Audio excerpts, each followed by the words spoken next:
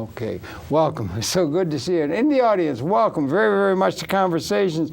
A pleasure, a great distinct pleasure, as always, to welcome to the program Dr. Norton Mezvinsky, a dear friend of mine and the world. He is familiar to many. He co-authored books with the great scholar Israel Shahak, and he's got a new institute down in Washington after having a long, as a distinguished professor, a career of in political science with a particular emphasis upon the Middle East. Norton, welcome so much. Thank you, Harold. Just in from Washington, and welcome so much.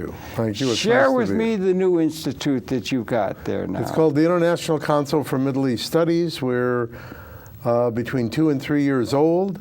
We have directors who are very eminent Middle East scholars around the world, including the United States and Canada, of course. And we have some other people who are very good politicos, and I think we're doing very good things. We have a major book project. We have cultural programs. We have political programs. We had 2 programs in February, one on the Arab revolts, one on Israel and Iran.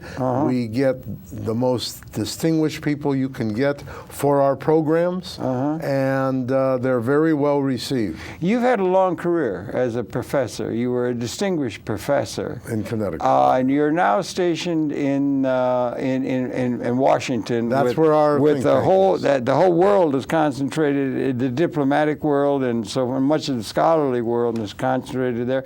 The difference between being located in Washington, or having that presence in Washington, and being a strict academic, that must have been a big change, because how long were you a professor? Well, I was a professor in Connecticut for 43 years, and I was a professor for a few years before that. There is, of course, a difference between academic life in some ways and what we're doing in Washington as an active think tank dealing with the Middle East. There are differences, but there are also a lot of similarities. In other words, we have a good many directors who are very, very good academics, who do what good academics do. They not only teach, but they also do research and write. We have a major book project that's an academic project. That book project could be done in Connecticut or in Jerusalem or in Washington, D.C. We use sources from around the world, so there is that. On the other hand, we're in Washington, D.C., so when we have programs that are politically oriented, we have people to draw upon in Washington that groups may not have so readily in a good many other places. So there are differences, but there are also similarities. Yeah, and you have the diplomatic corps there. We have the whole diplomatic corps. We are a think tank that our mission is education. We have people who are not only still teaching in universities, but many of us, including myself, also lecture in universities. So I'm saying there is an overlap, but we are in the active political atmosphere of Washington, D.C., and that's different than being in the middle of Connecticut. Right, that's right. It is. You like D.C.? Do you find it? How do you find it? I mean... I've spent all my life, almost, in academic life, so... thank goodness, I have always loved what I do. And so I know that, since we are still, since I'm still doing educational work, well, I'm within the context of what I like and also what I think I do better than I could do in some other fields. You've become very interested in the Middle East in terms of Israel and that vicinity around Israel and the Middle East. And I've spent much of my life and attention on the Israeli-Palestinian conflict. Boy, oh boy, that's a whole life's work and more, you know. Where's Mr. Gibbon now that we need him? Because it's a big thing and everything. And I wonder, this is what, this is April 19th of the year 2012. What's your thought about things now as we speak on this afternoon? There is a threat of brewing about the situation in Iran, forces wanting to attack and that sort of thing. And also there's a thing going on in Syria that I know you are familiar with Syria.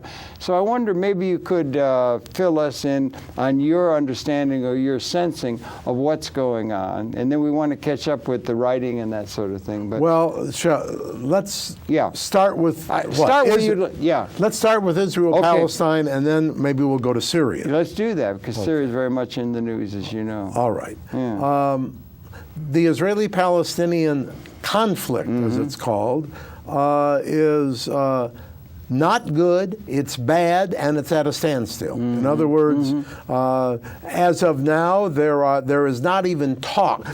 There is some talk about negotiations between the Israeli government and the Palestinian National Authority, but there are no negotiations. Of course, even when we've had negotiations, those negotiations have really gotten nowhere. So we still have the basic problem that we've had since 1948, when Israel became a state. And the basic problem is we have a state of Israel that by law guarantees rights and privilege to some citizens who are Jews that are not guaranteed to non-Jews. There are 1.4 million Palestinians who are citizens of the State of Israel, but they are, from any reasonable perspective, second-class citizens, because although they have many human rights that are guaranteed, they don't have all the rights that Israeli Jews have. They don't have all the economic rights. They certainly don't have all the political rights. That's for 1.4 million who are citizens. But then we have... Is apartheid too strong a term? Well, let's come to that in a minute. All right, then.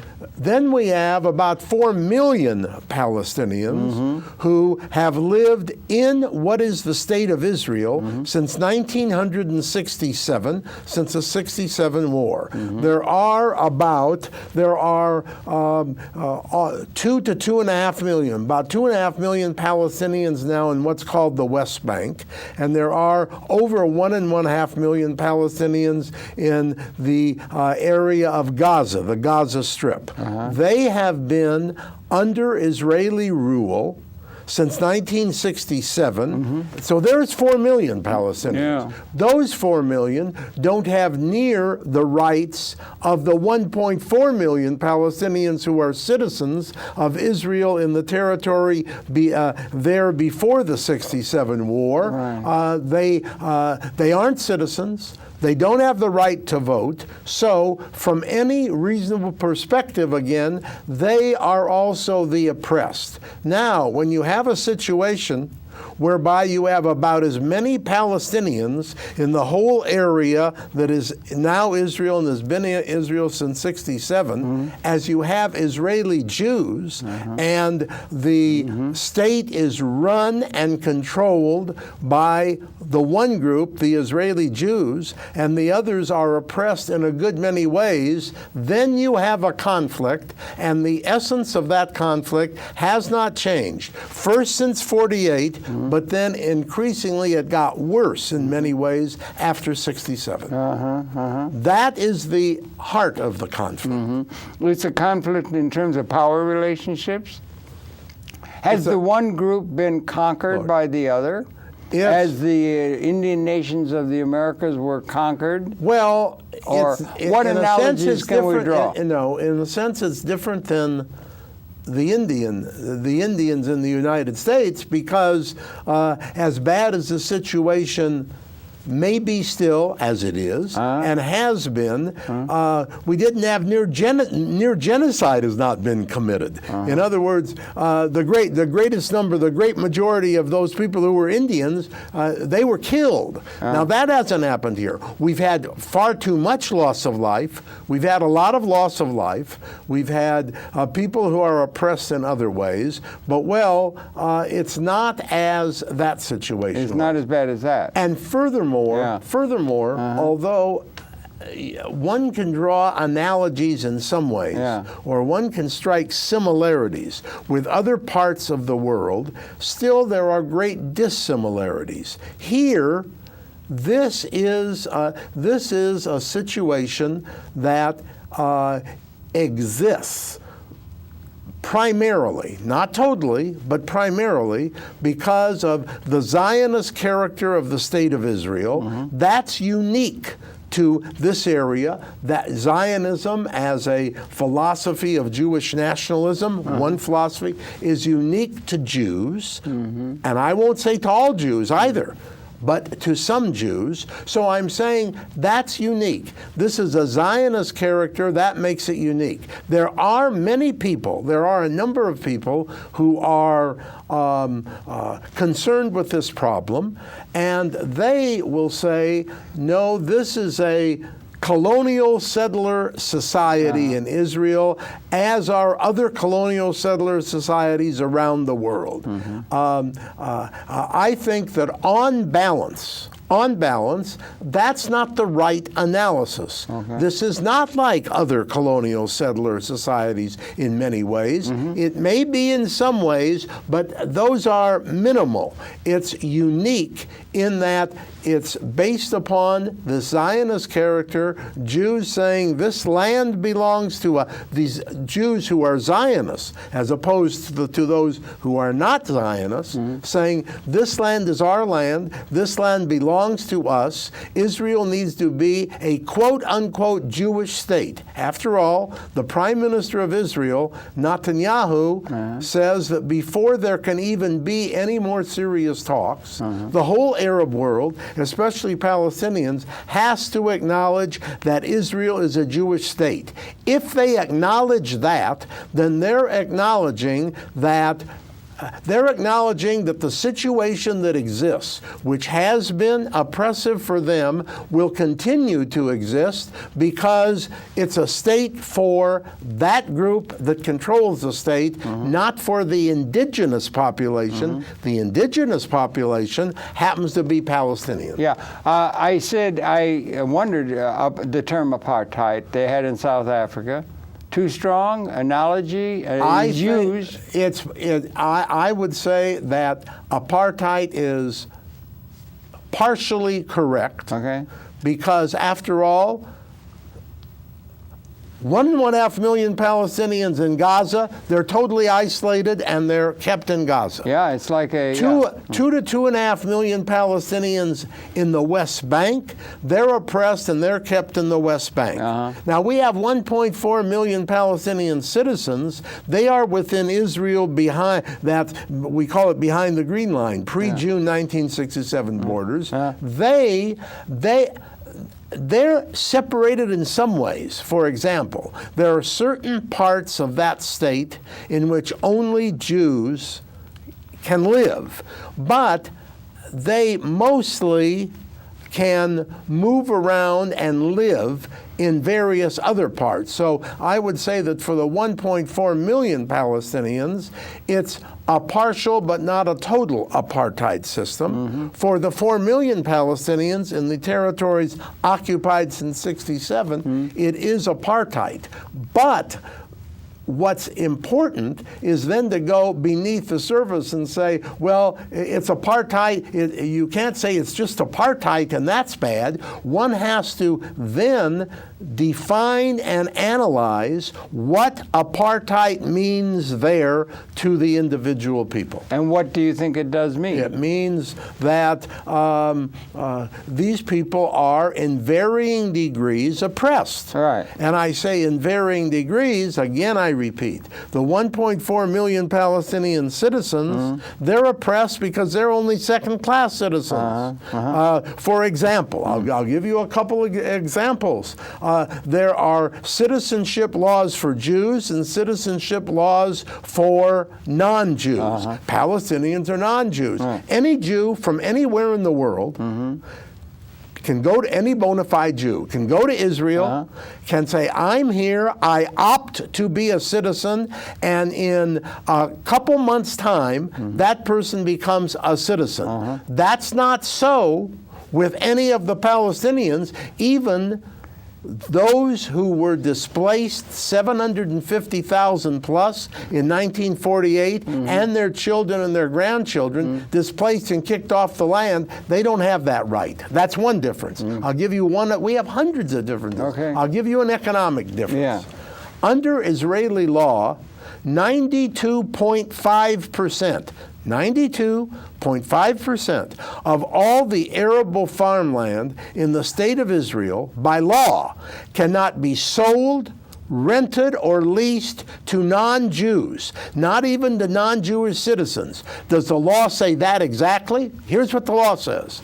It says Jewish National Fund land, so designated by the government, cannot be sold, rented, or leased to non-Jews. 92.5% of all the arable farmland in the state of Israel has been designated Jewish National Fund land. I'll be damned. So it really is a unique thing. It's not just another nationalism. It has unique qualities that it would be good for us all to be aware of. That's correct. Okay. And then, of course, we haven't even talked about all of the constant confiscation of Palestinian land. Mm-hmm. It's gone on. It keeps going on in the West Bank. That means that the Jewish settlements in the West Bank expand, and as they expand, they take over more of the land of the Palestinians, and so those Palestinians are simply moved off their land. Yeah, and then they just go 1,000 things in Jerusalem itself. Now they're moving. That's right. Even I mean, it's just going. Is it all over? I mean, they've got such a power and you can take endless Apache helicopters, endless F-16s, endless support. $3 billion there, and on the other side you can't get rice imported into Gaza for those kind of... The balance in power is so great in terms of our supporting of that it really is a classic case of... it's a case that makes you, if you were in any kind of way being realpolitik about seeing things, it's all over because the power differentiation is so maximum. Well, yes, but maybe things don't last forever. Okay. Let me give you what I'll tell you. If you go to Israel, and you go around and you talk to Israeli Jews, whether it's in the city or in the rural areas or wherever, and you ask them, what in your opinion is the top, the number one, the most important Jewish problem? Jews like to talk about we Jews like to talk about the Jewish problem. Of course, Greeks like to talk about the Greek problem. If you ask them that,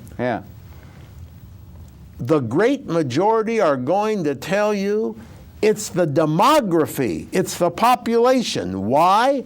Well, because, as I said, right now, there are about as many Palestinians in all of Israel, non-Jews, as there are Jews. In fact, it was over a year ago that the studies were that there were as many Palestinian kindergarten children in all of Israel, including the occupied territories, at least as many as there were Israeli Jewish kindergarten students. Okay. Palestinians have one of the highest birth rates in the world, and Israeli Jews have one of the lowest birth rates in the world. So, in the next generation, and in the generation after that, there will be many, many more Palestinians than there are Israeli Jews. Well, that creates a huge problem. Listen, if I go all the way back to the beginning of the PLO, this is not an advocacy that I am in favor of. But if I go back to the beginning of the PLO, when Yasser Arafat became the head of the PLO when it began, he would tell a good many Palestinians, listen, if we can't beat them militarily, and we probably can't, let's outpopulate them. Because in time, that will bring them to the ruin. And the other thing is, here we have a state in an area of the Middle East. In this state of the area of the Middle East, if you take the total population of the whole area, and you take the total population of the Jews, who are now, with very, very few exceptions, in the state of Israel, the Jews constitute less than 2% of the total population. Well, if you then have an exclusive state, and you're less than 2%, and that exclusive state discriminates by law against all the other people, you have a huge problem. PR, if nothing else. It's an exclusive state. Now, Saudi Arabia is an exclusive Islamic state. Right. Now, I'm opposed to all exclusive states. Yeah. But since the great majority of as a practical matter, since the great majority of the population in the area happen to be Muslims, well, then the discrimination is against a minority. It's still bad. It still should be condemned. But on a practical basis, if you're discriminating against 98% of all the people in the area, you have a major practical problem. It would seem that way, and yet the support goes to that minority that is in the regional terms endlessly, and they're seen as part of the Western Alliance or something of that sort. Well, that's all true, and they still have the United States behind them. And for one Israeli government after another. The major concern is with the United States, and they keep the Congress behind them. But how are they able to do that? Well, they're able to do it. There are two theories. We'll come to in a minute. But let me put this to you. We also know that, societies don't always remain the same. And right now, for example, in the United States, where we have we have a great number of the Jews of the world.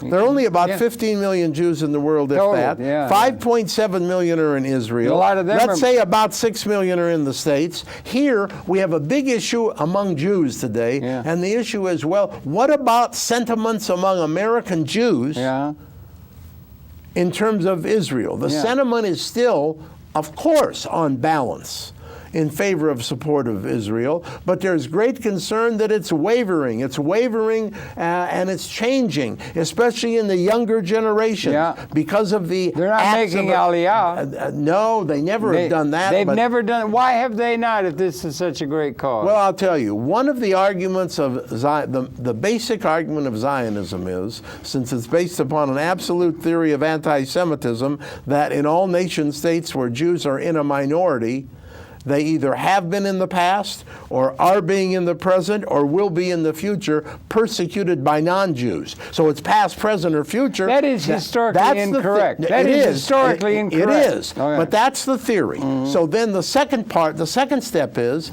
therefore and thereby, Jews need a nation state of their own that they are in full control of.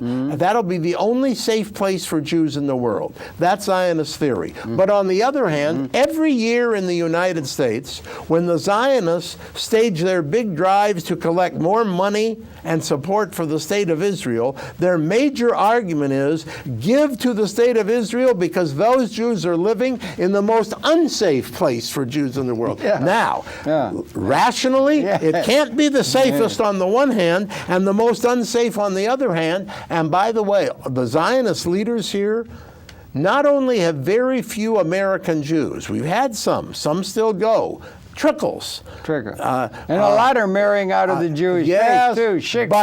But very few go and have gone. But not only that, very few Zionist leaders in the United States who campaign for Israel have ever gone to Israel and to move there to live. They'd rather live in the States. And we have another thing that's been building up. The other thing that's been building up is, in the last decade especially, or 15 years, increasing numbers of Israeli Jews, because of the situation, have left Israel, and they want to leave Israel, and goodly numbers of them come to live in the United States. So, and the Israelis will not give you the statistics on this. Why? Because the number is growing. They don't want to advertise. Do you know that for a fact? Yeah, we know. It's very well known that it's very disheartening to some of them, then, right? Okay. So we've got all that. But why the support in the United States? There are two theories. I'm going to give you both, and then I'm going to tell you why I think one is correct. All right. Okay. Good. One theory is, you hinted at a part of it. One theory is, Israel is an outpost in the Middle East for the United States. Fort Apache out on the frontier. For the United States, maybe for the West, but mainly for the United States, and so on. And then everything that comes from that. Now, when I give you two theories, I'm not saying that people who believe one or the other. Some people will say both hold, but this one is the most important. That's one. The other theory is that even though we only have 6 million Jews in the United States, and even though the ones who are Zionists don't represent all the Jews, still, the Zionist lobby in the United States, the political lobby, together with a Christian Zionist lobby. There are a lot of Christian Zionists, and they have a totally different theology, but they are extreme supporters of the State of Israel.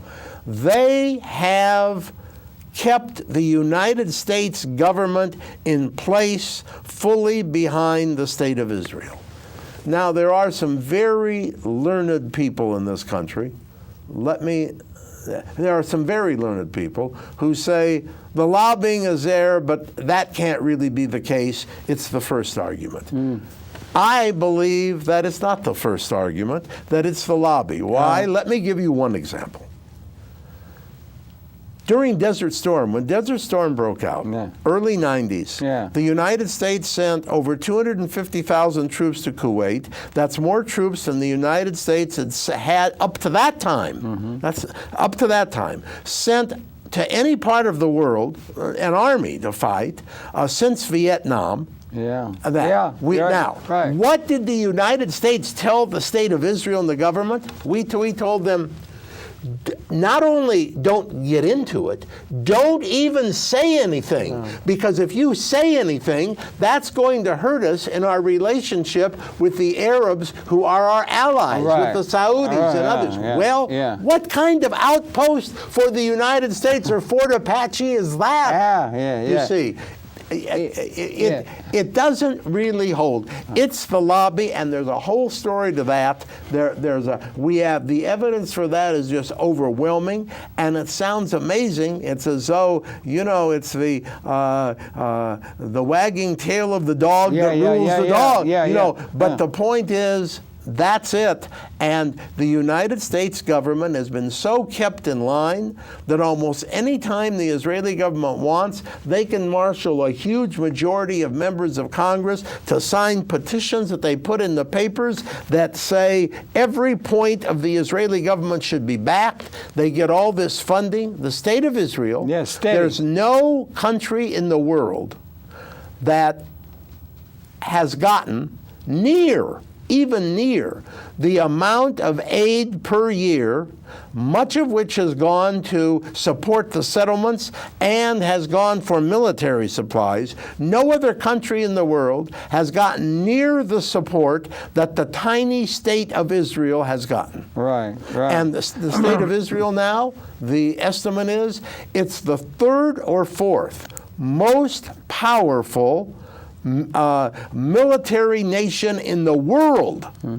That's mostly because of the United States. They have the superpower behind them. And you have this thing now ginning up against Iran, as is in the news now, and they've been doing it all along. And Iran has been supposedly making statements that are contrary to the interests of Israel, wipe it off the map, propaganda, that kind of thing. And it's an existential threat. They're saying Iran is an existential threat to our existence. And our existence is of primary importance. And they're ginning up, and they're talking about and trying to get the United States and others, they just sent another aircraft carrier and so forth, to we've put sanctions on Iran.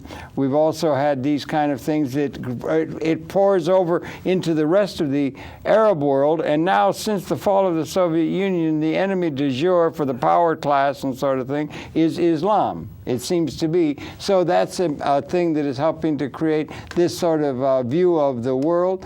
And we ought to talk about that before we get to Syria, which I know you have a close experience with. Well, let's take the Iranian issue. first of all, let's take the statements from Ahmadinejad that are often quoted. And by the way, I dislike Ahmadinejad a great deal. Okay. In every way. In almost every way. But as I'm sure you know, because we've talked about it before, the exact translation of what he said is that they'll fall of their own weight. Yeah, that essentially. That it can't go on. History should and will do away with the government in Jerusalem. That's not saying go kill all the Jews. Right. So nobody's ginned up that way. That's the way it's ginned up. Okay, that's one thing. The other thing is this whole business about the nuclear threat and should Israel and or the United States go and try to bomb Iran to knock out their nuclear development places or not? And within Israel, the opinion is sort of split down the middle. Party among lines Israeli Jews. Even in terms of the government, the close-knit top of the Netanyahu government has talked in terms of we're coming to the point where we need to do it. But we have others. We had, for example, the person who was the head of Mossad up until less than a year ago for 8 years, and he's the one who really planned many of the things that the Israelis have tried to do to counteract the development of nuclear energy within Iran. He went public. He even appeared on our 60-Minute program and said, no, there should be no attack at all upon Iran because, number one, it won't work, it won't knock things out, and it could just ignite something that would be horrible for Israel as well as other places. So I'm saying there is a division within Israel. I would say the danger is, it seems that on the top of the Netanyahu government,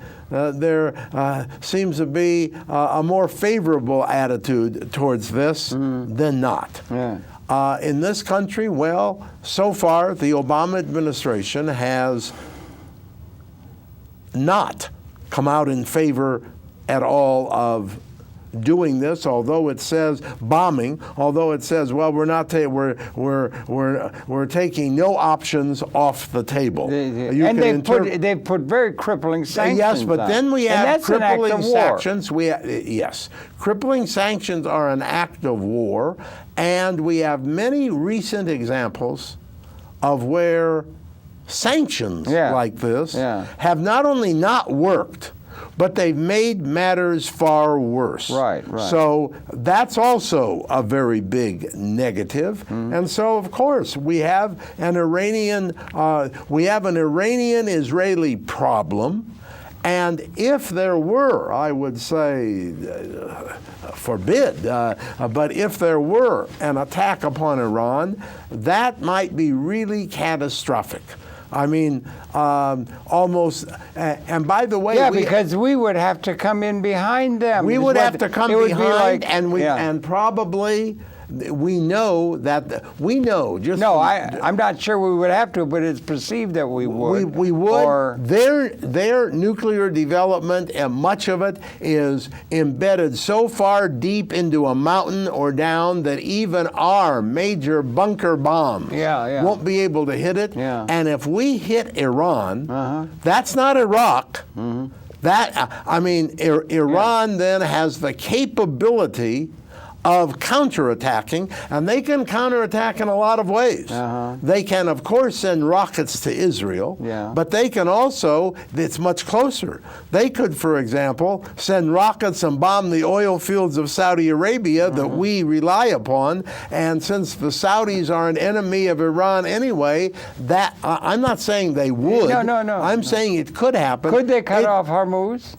They could probably cut off. They could. You're familiar with the geostrategic? Well, it depends on how much naval and military power the United States is going to put into this. They just put another aircraft carrier. But we have to put more than one, and that could spark a huge war. Okay, that worries me very much. I think I just did a program that aired a couple of days ago with Dr. Feiner, and we sort of came to a conclusion that if there is a threat to something that is so horrendous it's hard to think about, but a threat that could lead to the unleashing of the weapon systems of planet Earth, it probably is more anywhere else in the world. Israel is the most dangerous place in the world that might lead us into a situation that could lead to a totally irrational unleashing of the weapons of the United States of America, nuclear and other weapons of mass destruction. It's always a worry we should have, but you know, one might also say, well,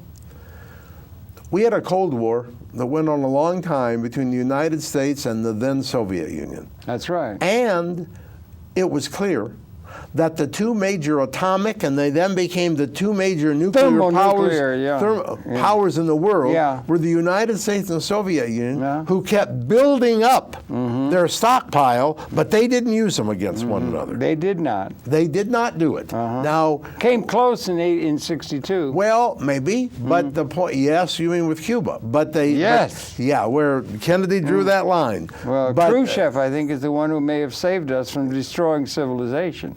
I mean, the weapons are so ungodly destructive. I don't know. Have we lost sight of that now because there's been START and so forth? How ungodly destructive the weapons that actually have now finally existed? Maybe it's that's what I'm getting. Maybe it's even worse. Maybe the collective we haven't lost sight of it, but we have too many people in control who might not care. That is that's really frightening. That's the big fright. And that there could be things that would be done that would draw us in or get a thing started out of paranoia.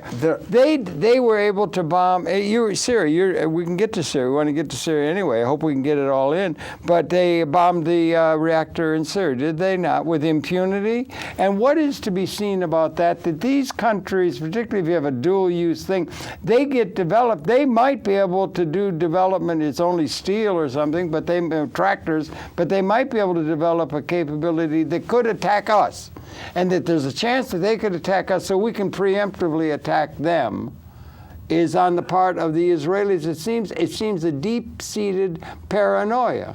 Well, yes, but you know, we could with weapons of mass destruction at their hands. But we could even expand the worry about the use of weapons of mass destruction. After all, India and Pakistan have the most advanced nuclear weapons and nuclear bombs. And let's take Pakistan. Not exactly one of the most stable nations in the world, to put it mildly, and not exactly a nation that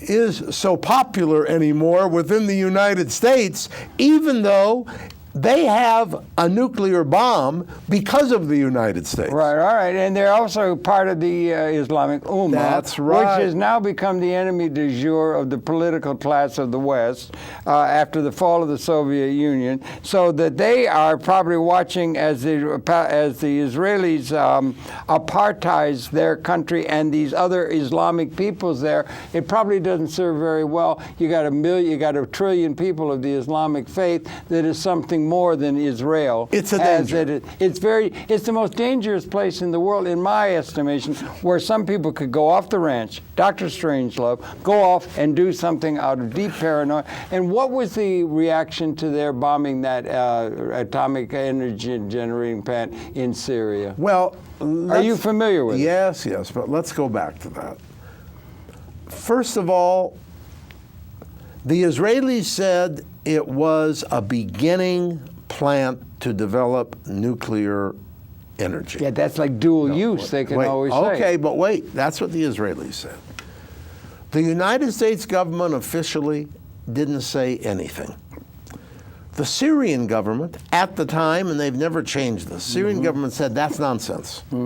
They said that was not a nuclear facility at all. Various commentators have taken different views on that. We don't really have definitive evidence that it was a nuclear development plant. I'm not arguing that it was not, but I'm also saying that you really, you don't have the evidence to say that it was. And even if it were,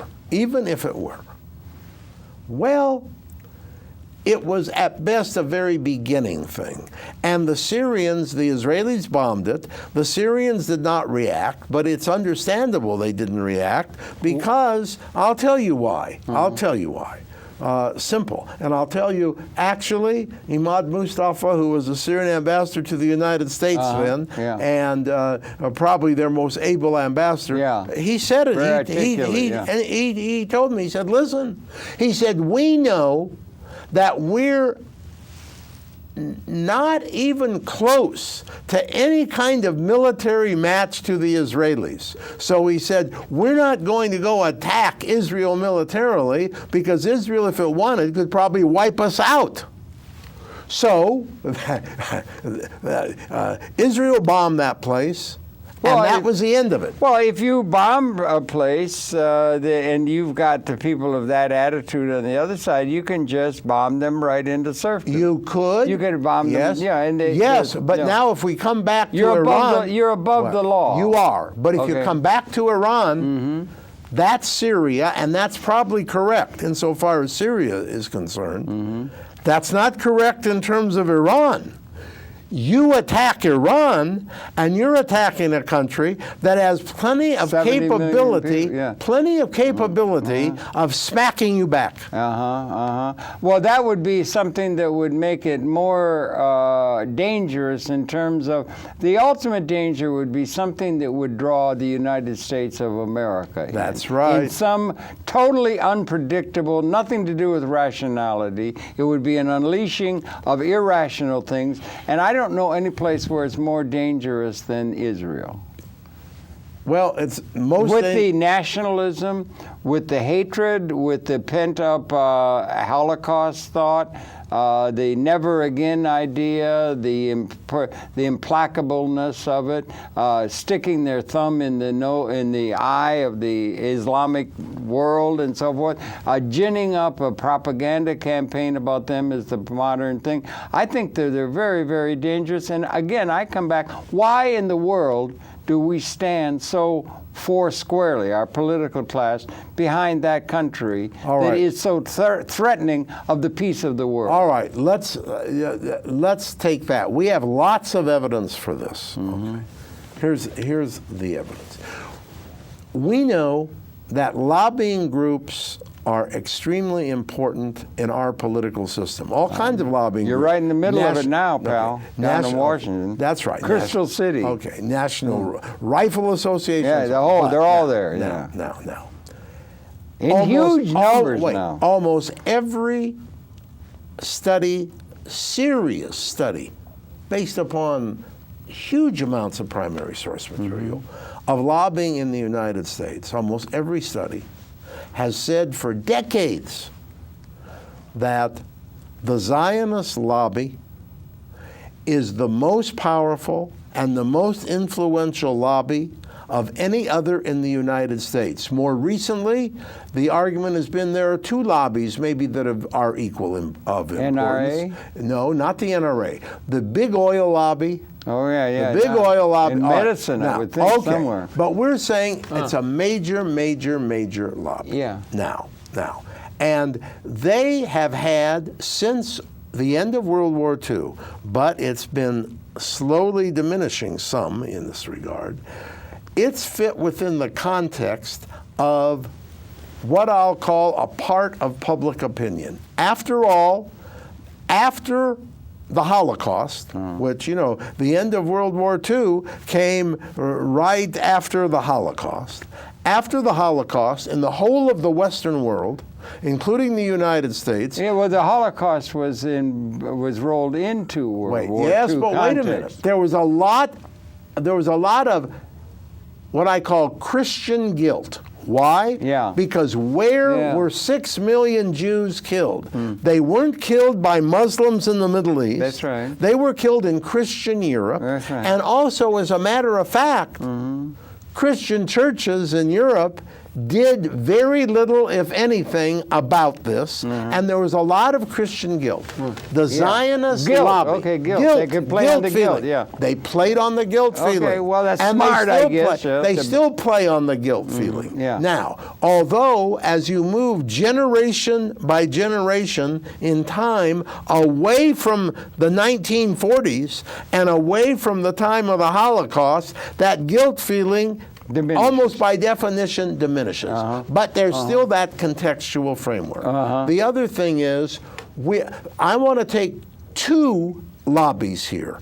First, what's called the Israel lobby. Some people call it the Jewish lobby. That's not right. It so happens that the Israel lobby is made up of Jews, but they don't represent all the Jews of the United States. No, not at all. But it's the Israel lobby. I want to take the Israel lobby and the Christian Zionist lobby. Oh, yeah, I know. Now, yeah. the Israel lobby has been and is extremely influential, extremely efficient. They have operated not totally, but mostly under the law. They've operated legally, but they are very efficient, and they built themselves into one of the strongest lobbies. Okay. We have a lot of Arab groups in this country, but the Arab lobbies have been as efficient as the Israel lobby has been. The Arab lobbies have been inefficient. I could go on and on. Okay. There's a very good book that Mearsheimer and Walt wrote called The Lobby. Right. It doesn't tell us anything that we didn't know before, those of us who have studied it, but it puts it together, and it talks about how important that lobby is in many ways. Headed in Washington by AIPAC, the American Israel Public Affairs Committee. Okay. But then we have another lobby. And the other lobby is the Christian Zionist lobby. Right. And in the last 15 years, that lobby has become at least as significant and as influential as the Israel lobby itself, and even more so. And I'll tell you why. There is a theology that I can get into in a minute, but if we take the rapture, if we take all of the Christian Zionist groups that follow the leadership of the top people, we're talking about conservatively 40 to 50 million Americans. 40 to 50 million. Now, that's something. And what do they do? What do they do? They do what the Israel lobby does. They go into congressional offices, and they will tell representatives, senators, and aides, they will say, listen, if you don't back Israel fully and totally, in the next election you may lose, as a couple have. Why? Because your opponent will get 2, 3, 5, 10 times as much money for campaigning from the PACs that you get. And we also know how important money is in any political campaign in the United States. That's increasingly. So I'm saying I could go on and on, but there it is. Now, the Christian Zionists are different in their theology than the Zionists. Their theology is simple. In a sense, their theology is, and they say it all the time, Jews must have and will have control of the Holy Land, which includes all of present-day Israel plus, before the second coming of Jesus. Okay, and therefore, they have to be supported. But of course, they also say something else. They also say that before the second coming, there will be an Antichrist, and most people who call themselves Christians will follow the Antichrist, and then we'll have Armageddon, and all of these people will be killed, and all the Jews except 144,000 will be raptured.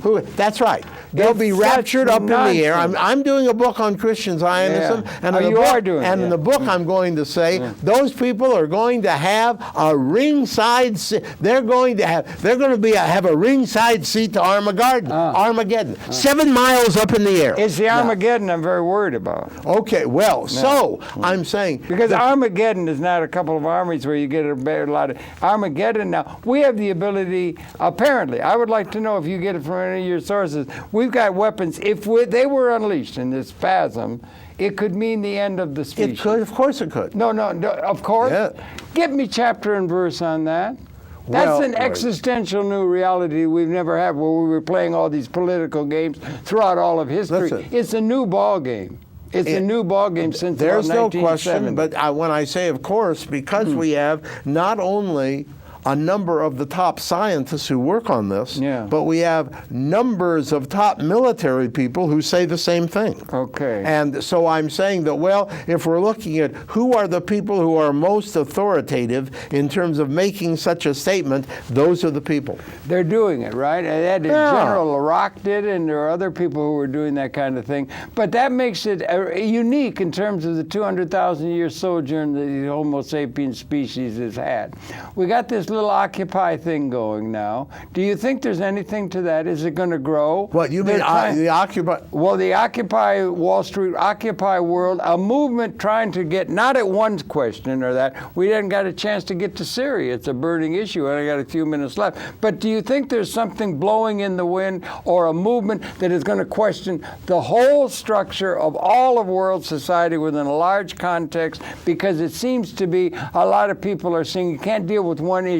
They're all interrelated, and they build around the fact we can take care of everybody in a way we've never been able to. We don't have systems that allow us to do in a liberating way, ecologically sound way, what is needed for the planet. We have a system that is able to only build up on realpolitik. They have weapon systems that can destroy the whole species. It's not your normal time. It's an end time. All right, it is coming to a new kind of relationship in the universe. If I pick up your question, do we have something blowing in the wind? Yeah. And I use that phrase, I'll say, well, maybe we've had something start to blow in the wind, but it's right now less than a mild breeze. You know, I mean, obviously. You mean the Occupy? Yeah. Now, not only am I in favor of them, I help them all I can. Absolutely, yeah, right. But we also have to be realistic about where they are. Do you want to go to Syria? Yeah. Do we have time for Syria? Yeah, let's go to Syria. We got a few minutes. If they don't, we're running late on time. But go ahead. Yeah, Syria. Let's go to Syria. Right. Okay. Look, I've been concerned with Syria for, as I know you have. You've met Mr. Especially, Assad. I've met with Bashar Assad. I've been concerned with Syria in depth, seriously, in the last 4 years, up until this revolt started. In about the year and a half to 2 years before that, I was in Syria 6 times. All right. Now, that doesn't mean you can be there and not learn, but I learned a good deal. And yes, you do. I know lots of people. You always have, yeah. Okay, now. First of all, I really like the country. Yeah. I love the people. But what's been going on since March of 2011, over a year, is horrendous. Okay. It's horrendous. Look, let's just take it in terms of the deaths. Okay. Right now, the reports are there have been over 9,000 killed. That is a clear underestimate.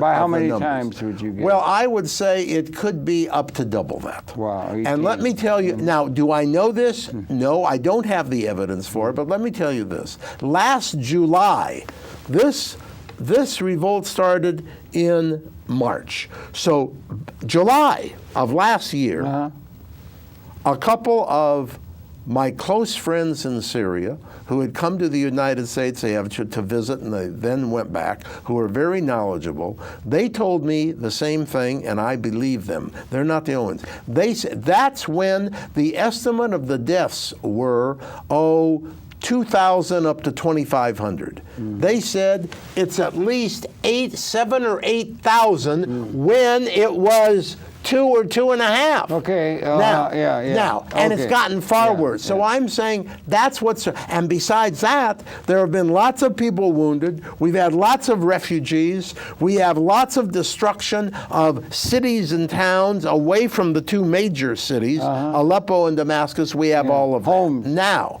that's right. Now, Homs is the major one. Now. Actually,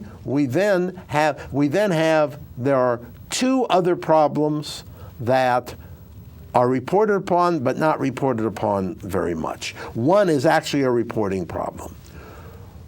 What we know really about what goes on is limited. We know more and more, but it's limited because from the beginning, the government of Syria has not allowed fully and totally investigative journalists to come in and to investigate. Now, we also know that there has been a lot of reporting. Some reporting is good. Some good investigative reporters have gotten in and reported well, but we've had a lot of investigative reporting that has actually given us false information. That always happens to a degree. So we don't know how much is false and how much is true.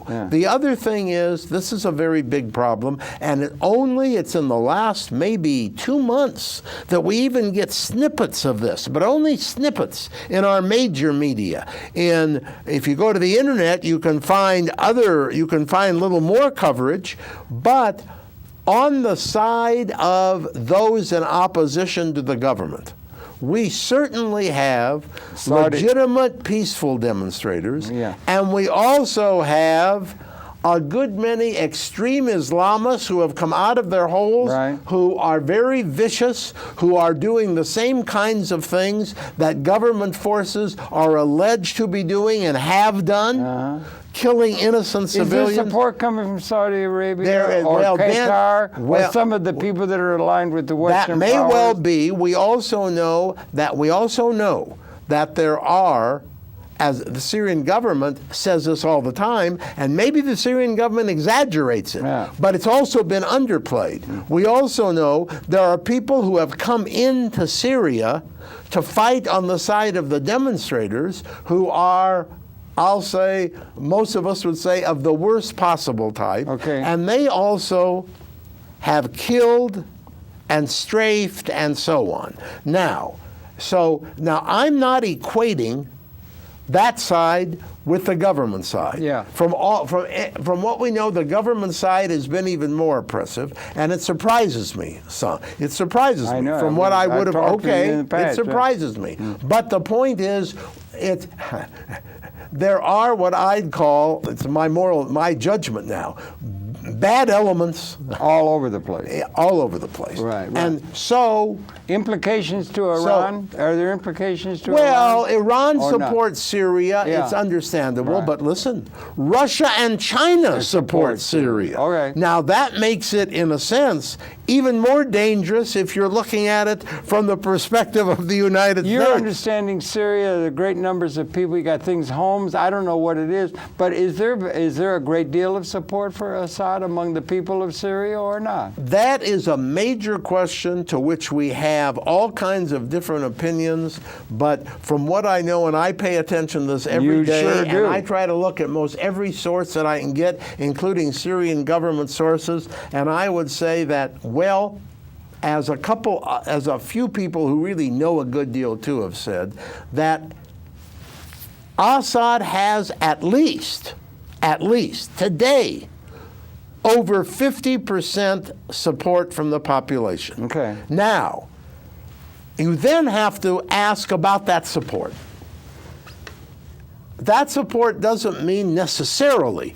We don't know exactly. We're going to have to come back on another date. We've come to the end of the hour. No, thank you. I don't like the example of Libya. I'm worried about that. But anyway, thanks for filling us in with a lot of good information. Thanks for viewing. Your pleasure to have Norton Mezvinsky, major scholar in terms of that Middle Eastern part of the world. Pleasure and honor to have him here. Thanks a lot for coming in. Thank you, Harold.